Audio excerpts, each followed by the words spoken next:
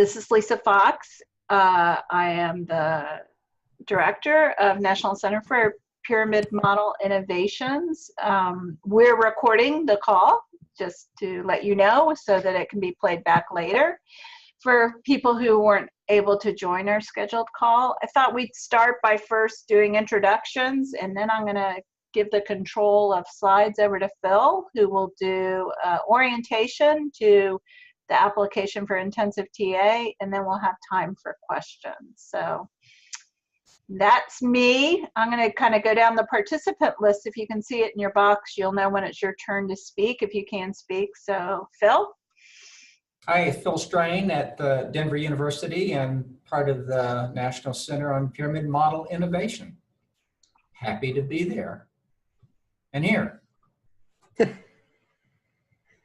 This is Barbara Smith. I'm also with NCPMI. This is Jelena Farrell, and I'm with NCPMI at the University of South Florida.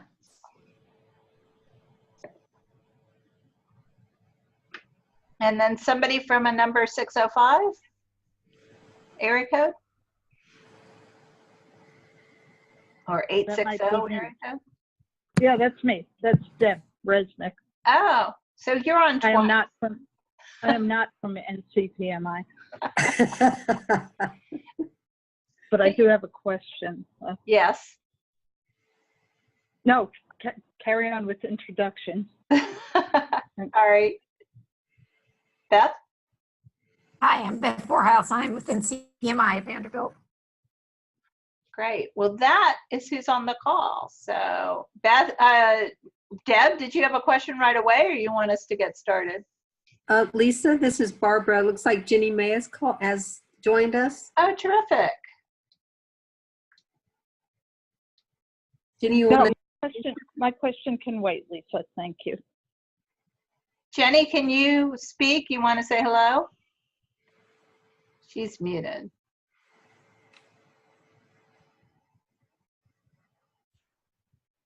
All right. Well, great. We're so glad that you joined us. Phil's going to take controls and run through slides, and then we're going to have a lot of time for the discussion of questions.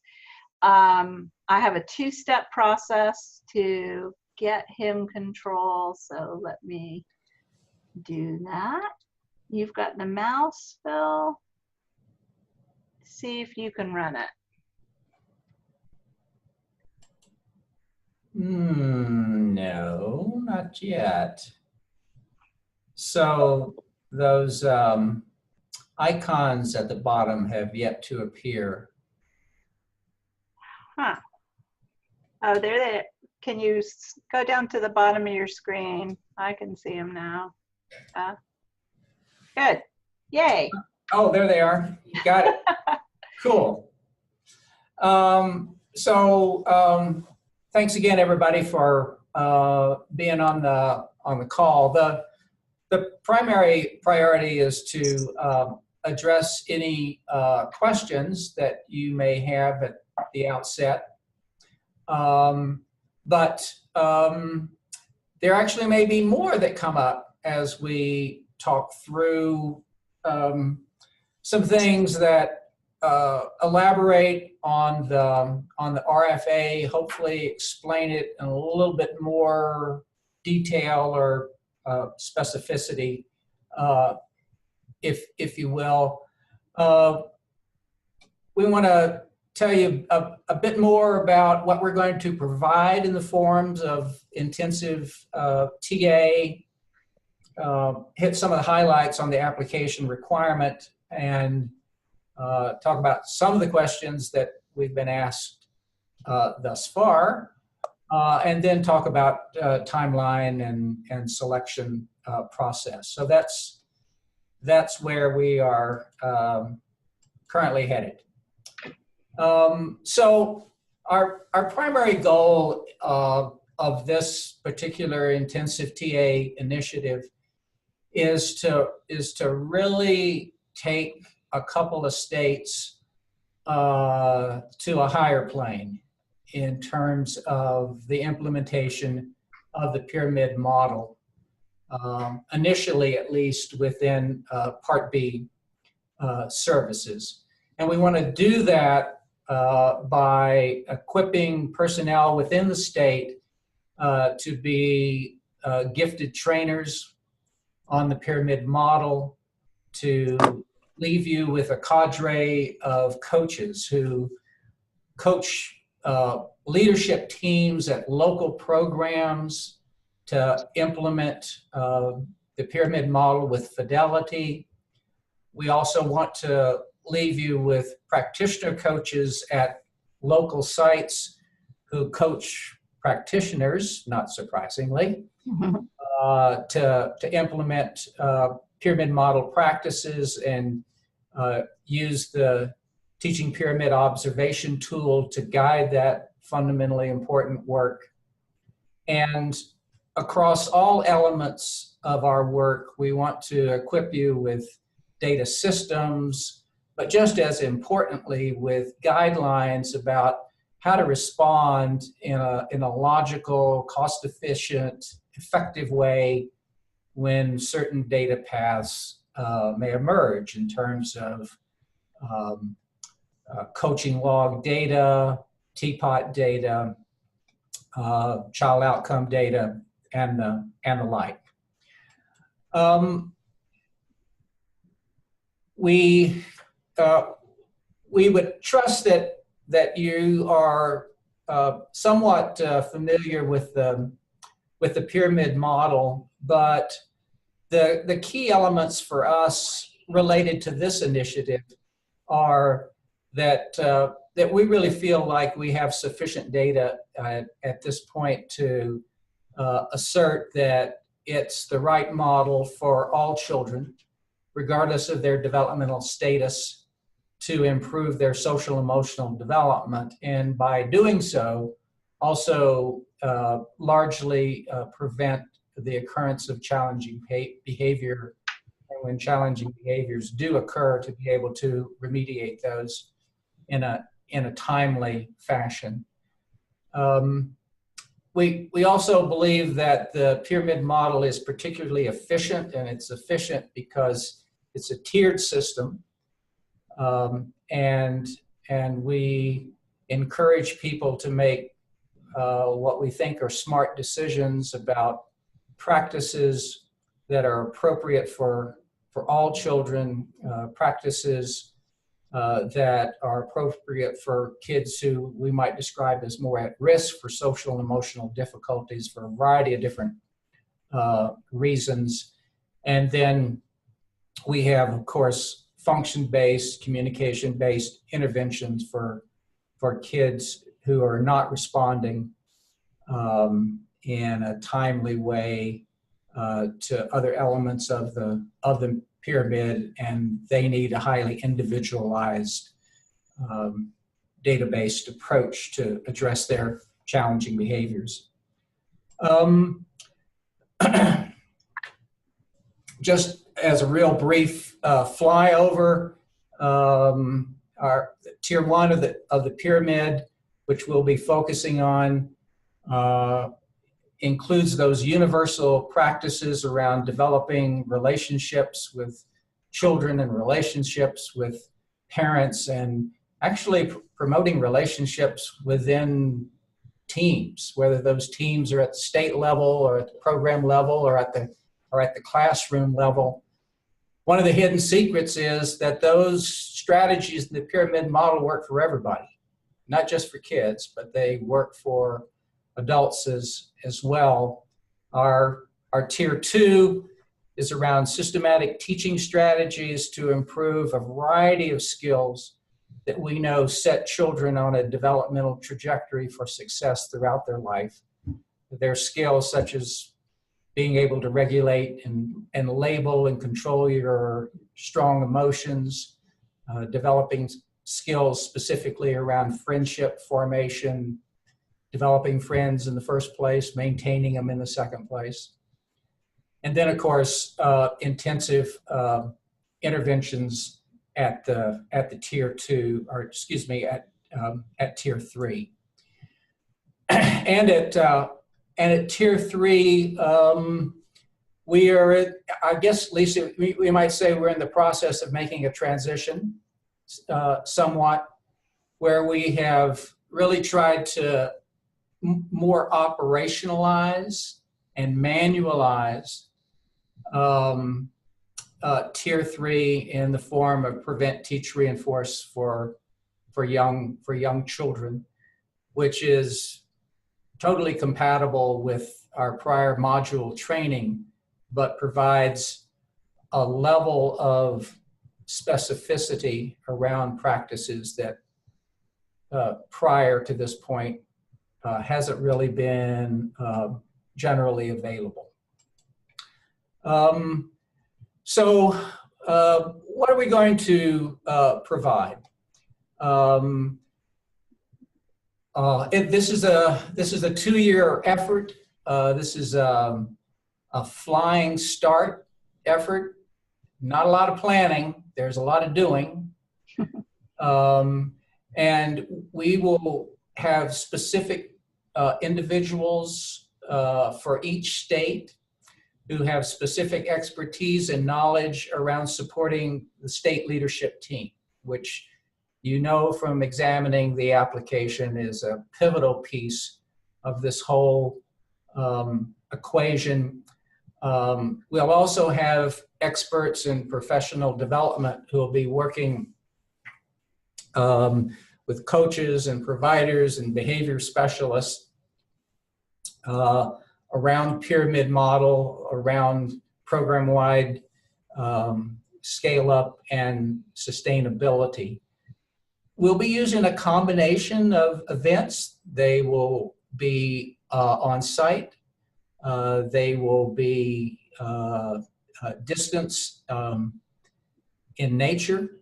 And they will cover a broad spectrum of target audiences, including the state leadership team, practitioners, coaches, program coaches, practitioner coaches, behavior specialists.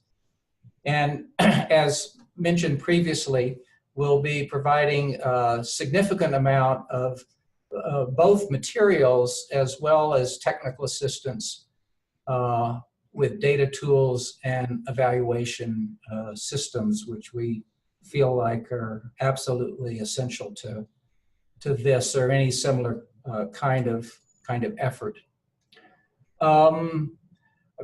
Talk for a bit about what we're going to do. I think I'll pause for a bit and see if there are questions about what has been discussed thus far. Other questions that you might want to ask at this point in time, feel free to jump in before we proceed.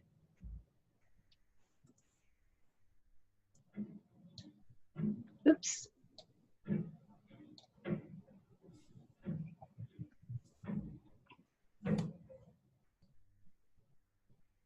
I'm not hearing anything, so.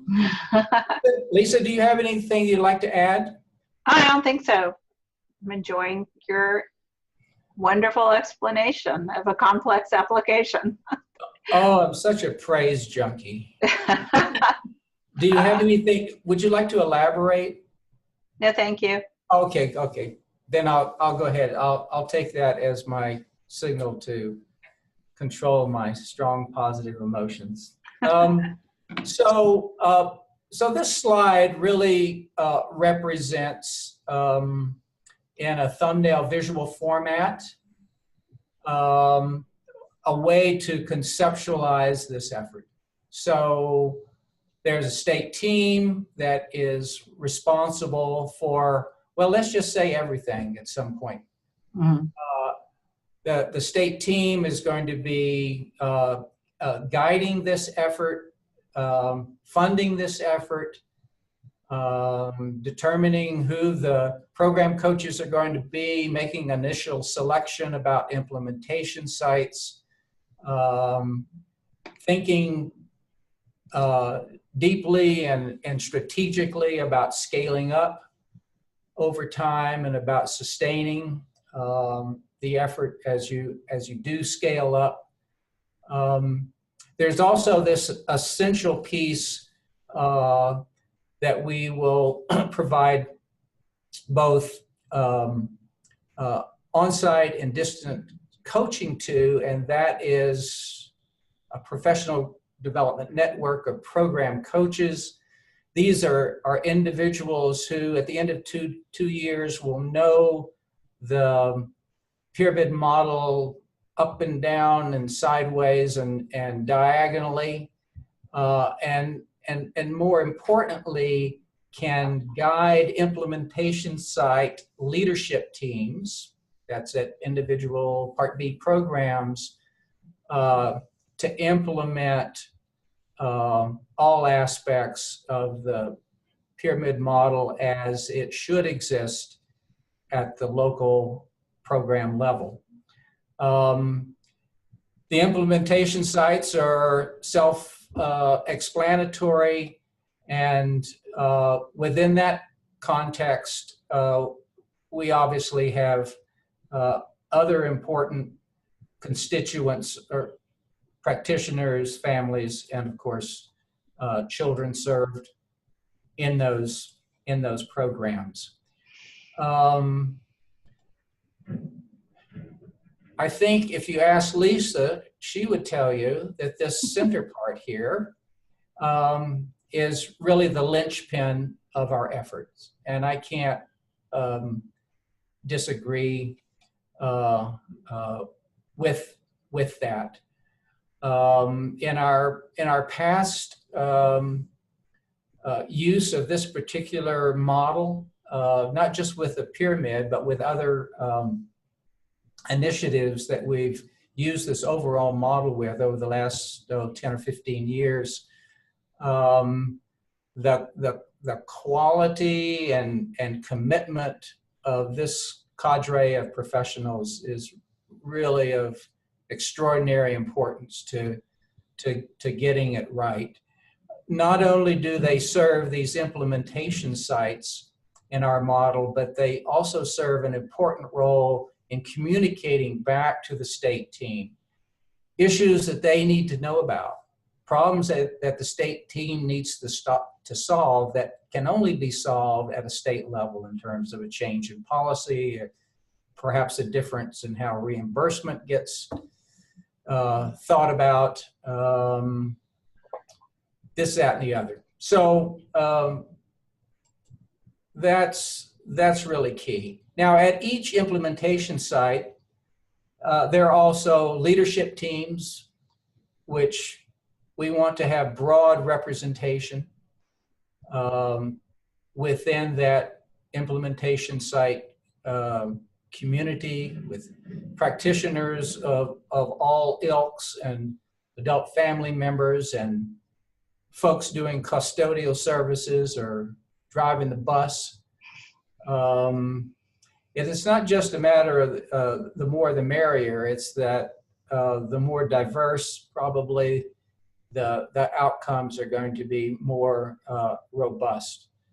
And so those leadership teams, we as TA providers will initially train in a in-depth way, I think it's fair to say, around what their charge is going to be, and we'll equip them with written guides that really charts every step of the way what they need to be thinking about in terms of data systems, in terms of coaching, developing internal coaching capacity, how to engage families in the most intimate and meaningful way around this initiative,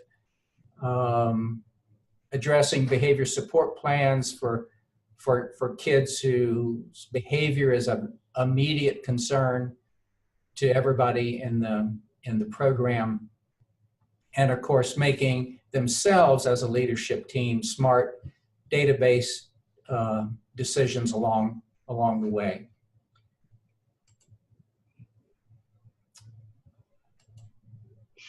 And Wow, fidelity. Where it's at. So one of the things that is emerging in the field of early childhood, not just early childhood special education, is the fundamental importance of fidelity. So, and our data is certainly consistent with that. What you adopt is, relatively speaking, immaterial. It's whether or not you adopt something that's evidence-based and then you implement it with a high degree of fidelity. And everything that we do and every level of this system is guided by fidelity data, such that people can understand where they are in the process, if they're making progress, if they're not making progress, you know, what's a reasonable plan B. And this is really an important feature of our TA that may be different from TA that people have experienced previously, and that is that we're not just about making improvement. We're about making improvement towards meeting fidelity on standardized instruments that have good psychometric qualities to them, that we can believe in and other people can believe in, and you can take data to your state legislature and hopefully sell it.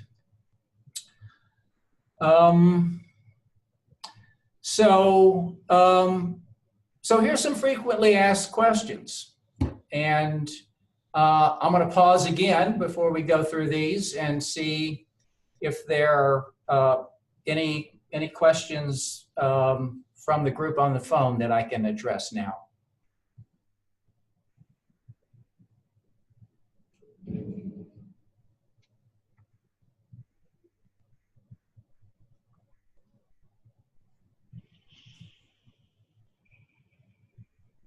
Lisa, do you have any comments to add about what we just covered? I don't have any comments to add. So I think the two people who might ask questions are, is it Jenny and Deb? So you got us, a bunch of us. We know what we're doing. If you have questions, none are too small or too large that you can pose at any point. Lisa, this is Barbara. We have someone else who has also joined us. Oh, great. Is it Kelly Mott?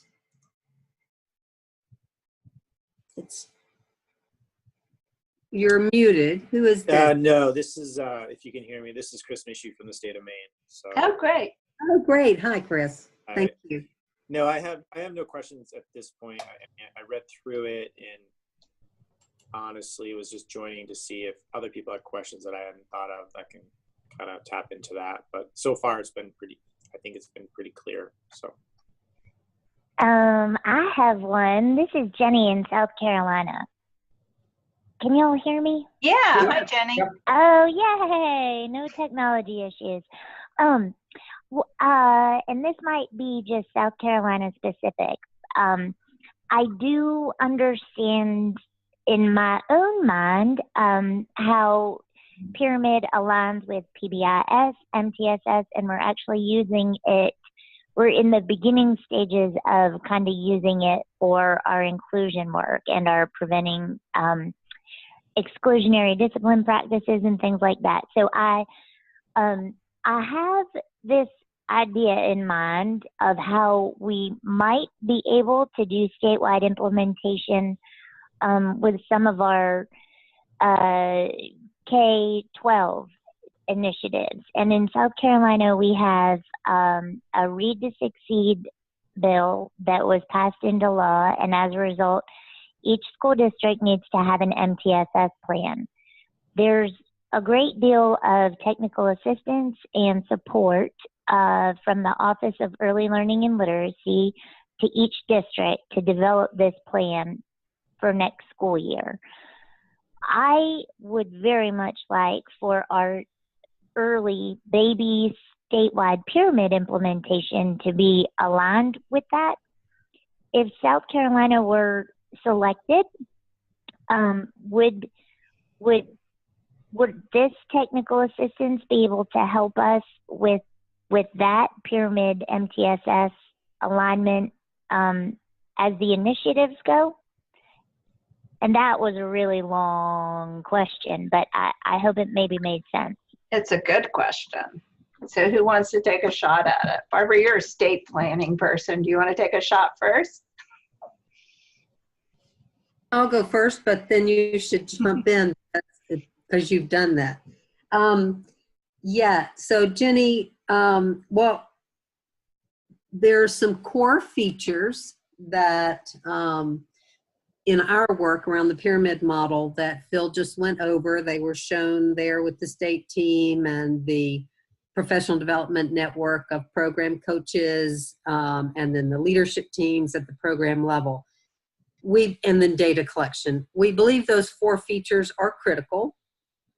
What we do with states is to then contextualize all 4 of those. So if your context in your case is wanting to align what you're doing in preschool pyramid work with school age PBIS and MTSS work, then we work with you to make sure we can do that. So that might reflect on who you have on your state team. You might want to have people that represent those initiatives on the state team. Yes. You might want to look at whether or not they have a professional development network and how your professional development network would be aligned with them. But the pyramid practices is what you would use in preschool, but your systems would be aligned with the school age work. Does that make sense?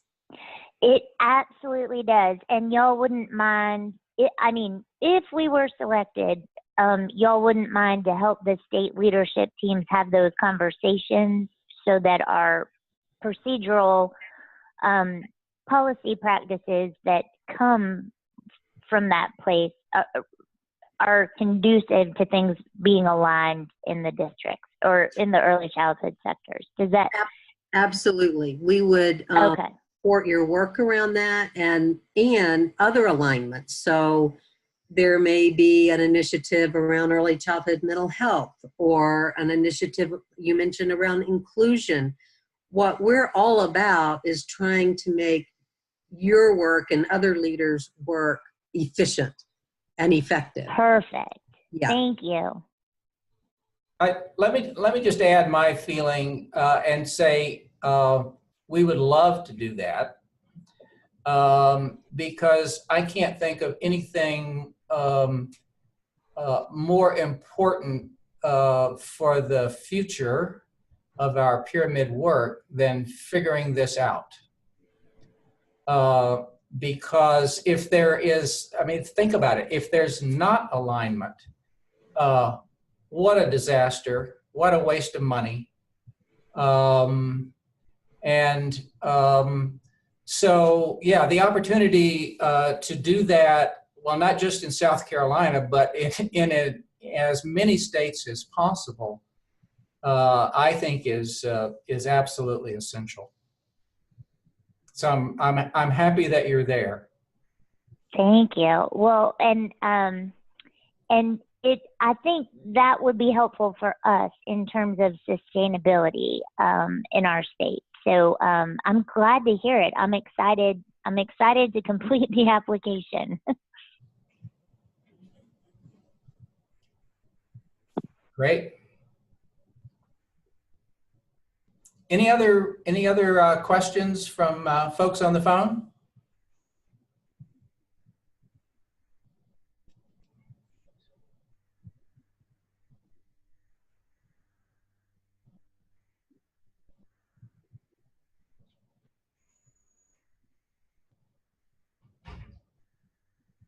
So I've mentioned here some other questions that have come up about this work and how it compares to other things.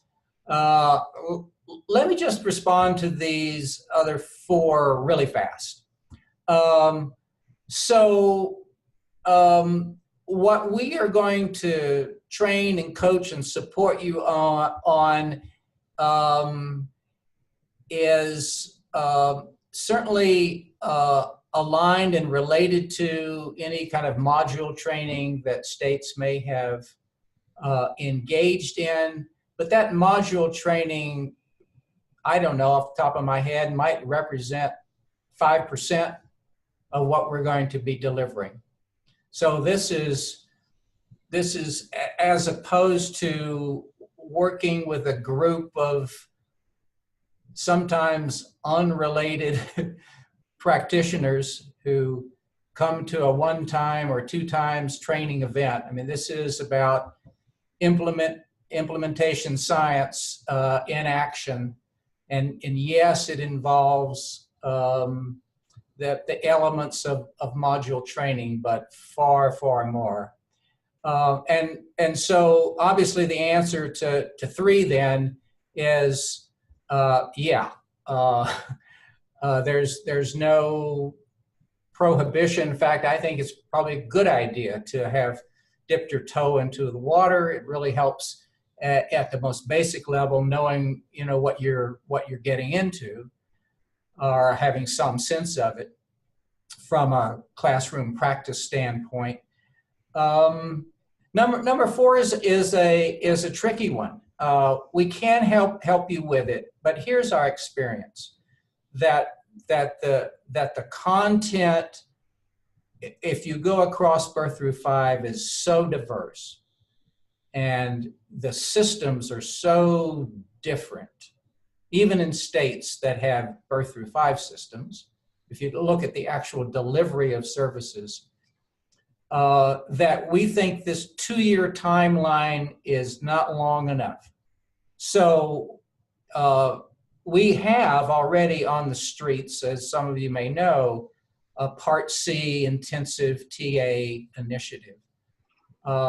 This one is really focused initially on Part B, but your sustainability and your scale-up initiative in your 2nd year might well be to move this to 0 to 2. And if that's where you want to head, we're happy to help you with that. But jumping into the whole piece at one time is beyond our capacity, frankly, and we might be able to pull it off, but we're absolutely certain it's beyond any state's capacity. It's just not been our experience that that's going to work for people. And the nice thing, of course, about the pyramid practices is that they do align perfectly well with DEC recommended practices. And you bet they are evidence-based practices. They're some of the most powerful, in fact, of all evidence-based practices in terms of their replication across very diverse groups of children, diverse in terms of special need categories, diverse in terms of race and ethnicity as well. These are hard numbers, hard dates. Applications due on December 1st. We're all fast readers on the Pyramid Model Initiative, and so we want to turn things around. Hopefully, we say on or about as a part of our contract. OSEP has to approve when we make this level of investment in an individual state. But we hope to be able to do that in very short order. And given our funding and capacity, we could take just up to 2 states at this point in time. And our aim then is to have a call with both states in December, and then we're going to get to work in January. I know we can get to work in South Carolina in January. North Dakota might be a challenge to get there, but anyhow, we'll see who comes in, who gets selected.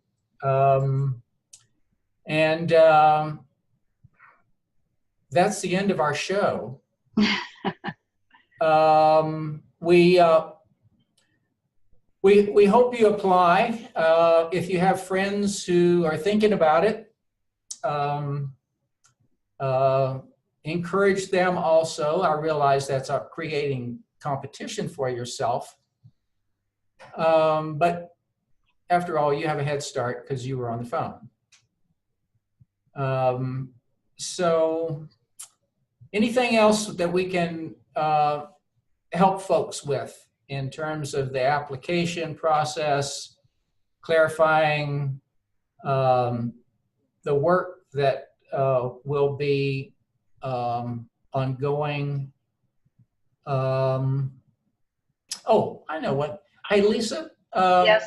I'm sort of putting you on the spot here, but your memory functions are superior than mine. It might help to describe a little bit about who would be providing these services. Sure. So from NCPMI, we will end up assigning you a team.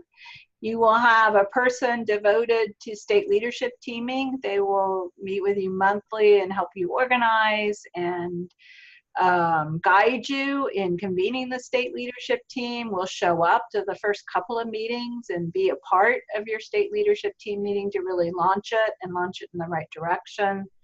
We'll be reviewing your minutes and your plans for agendas so that you will have somebody who's really mentoring and shepherding that process so you can feel like that's going to go in the right direction from the very beginning. We move fast, as Phil explained.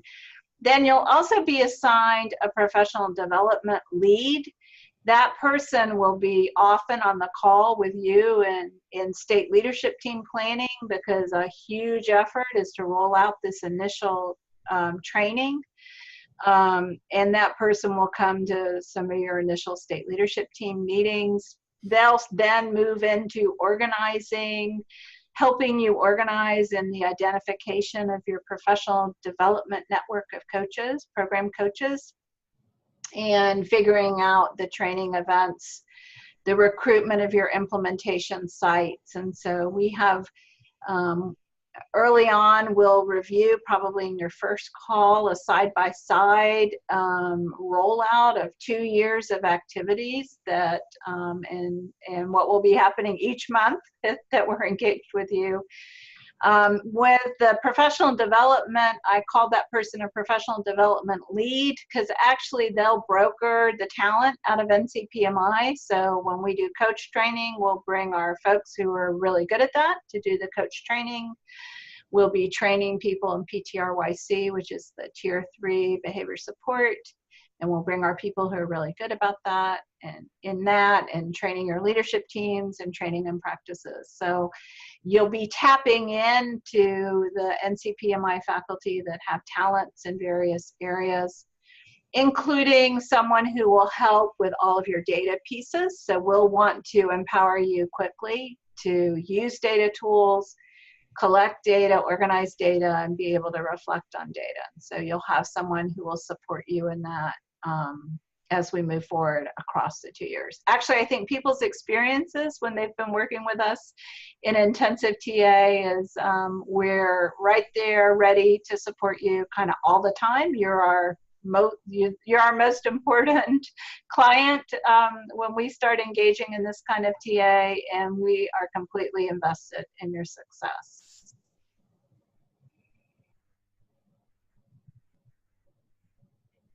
Is that sufficient? That's wonderful. Thank you. All right, so it's really last call for any questions. We're gonna, this is recorded for those of you who joined late, and we're gonna post it on the website. So if you wanna review it with prospective leadership team members, or as you prepare your application, please do that. And then you can email any of us with questions about the application as you dig into it. Yeah, please do that. I know my email's on the announcement, so we'd be happy to respond in a timely fashion as you put your application together. So can I throw in, this is Deb Resnick in Connecticut. Can I throw in a last question? Yeah. We are already receiving fabulous virtual TA. And when our leadership team saw this announcement come out, it was simultaneous to finding out that the Connecticut Department of Education received I believe it's a SAMHSA grant for social emotional pre-K to 12. And our Department of Ed is very interested in taking 3 school districts, preschools to Fidelity. So our leadership team's thought was we'll keep doing the TA that we have and apply for this TA for more intensive help to get the job done. And I was wondering what you all thought about that as an option. Yeah.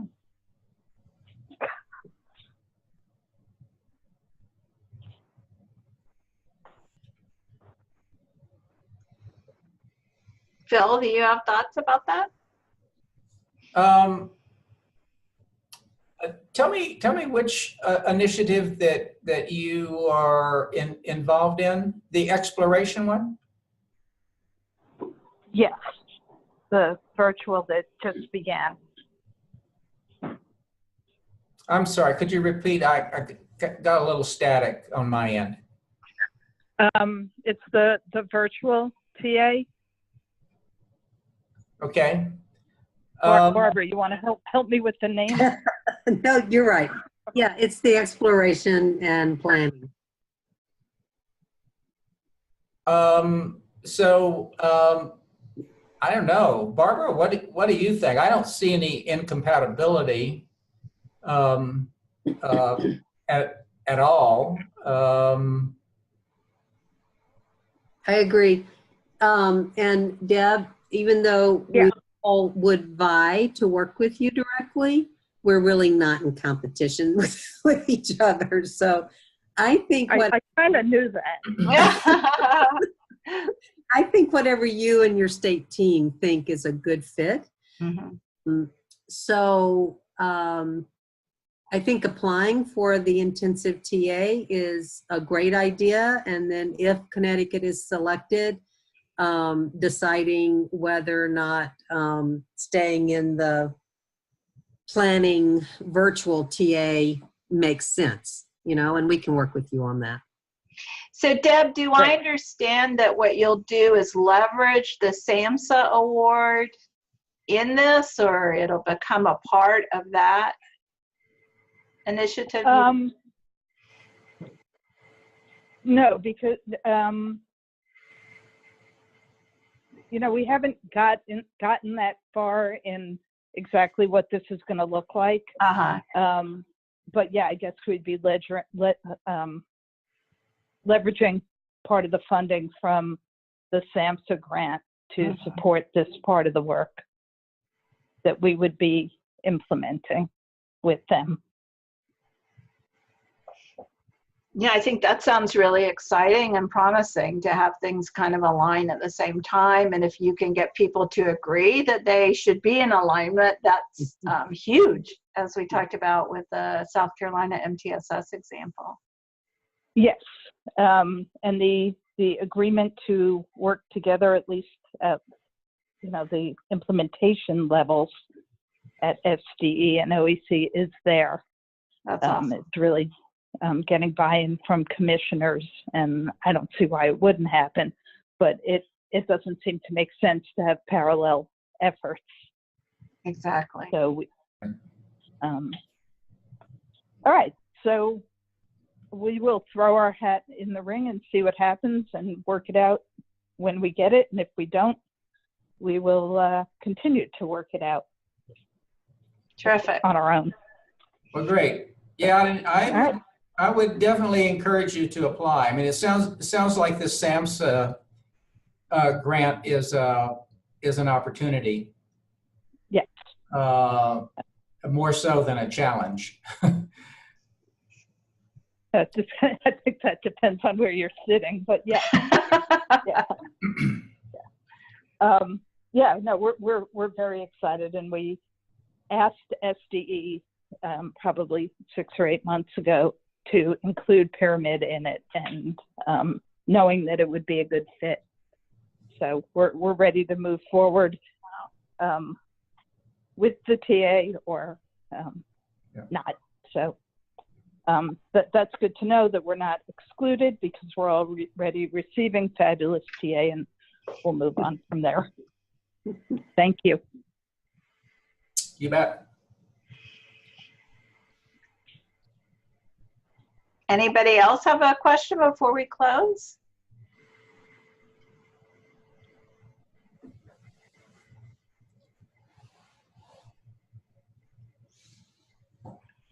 All right. How's the hurricane report? Don't know. I'll find out more when we get off the phone. I think it's going to be bad in my family's neck of the woods at 5. So. Oh, geez. A long day sit and wait. Yeah. Well, thanks everybody for being on the phone. We really appreciate your interest in this opportunity, and look forward to reading your applications, and look forward even more to working with 2 of the states. Thanks, Thank you everyone. all. Thank you. Bye-bye. Bye. Bye. Oops. Phil, will you give me controls? How do I do that? I don't know.